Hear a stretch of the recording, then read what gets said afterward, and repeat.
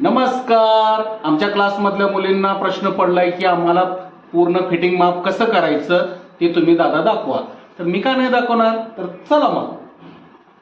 आता बघा, हे पूर्ण ब्लाऊज शिवलेलं आहे, साईड जोडून घेतलेले आहे, सगळं काही ब्लाऊज पूर्ण आहे.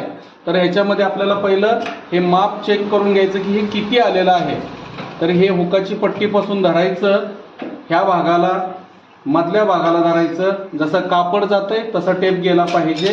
परत इथे शेवटला यायचं ते वाढीव पट्टी सोडून. आता कंबर करायचे 31.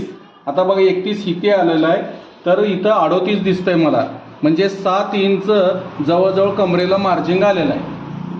आता दुसरं छातीचं माप, हा भाग काढून घ्यायचा आणि हा उंचवटा असतो ना तो जरा वर उचलून घ्यायचा आणि गळा खाली असेल तर प्रश्न नाही, गळा वर असेल तर मध्य ठिकाणी धरायचं आणि हा भाग असा अलगद धरून या बाही लावल्याच्या खाली 1 इंचाच्या हिशोबाने खाली अंदाज घेऊन छातीचं माप धरायचं. इथं ठीक आहे, हा भाग संपला, सोडायचं.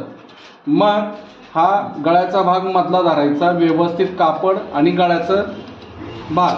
दुसरा भाग संपला, हा तिसरा इथे बघायचं धरून.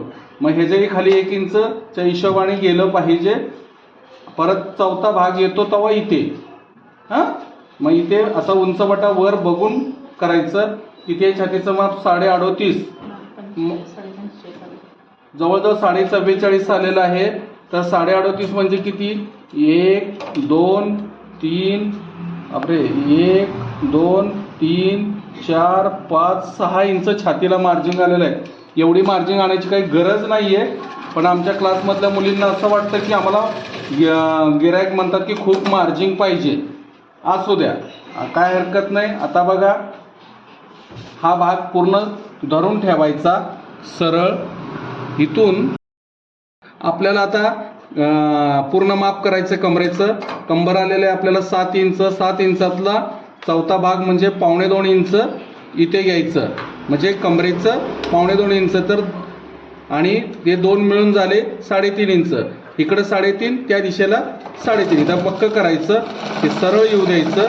निम्म्या भागात आलं की थांबायचं आणि मुंड्याचा भाग असं व्यवस्थित काढून प्लेन करायचं. खाली फुगा फिगा काही येऊ द्यायचं नाही.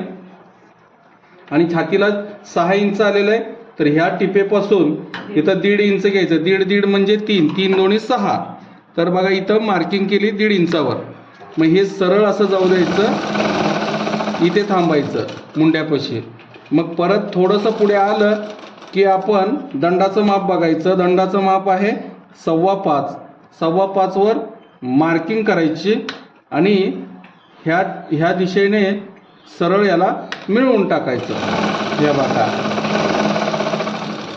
मग इथं पक्क झालं की परत दुसरी दिशा ही तशीच घ्यायची.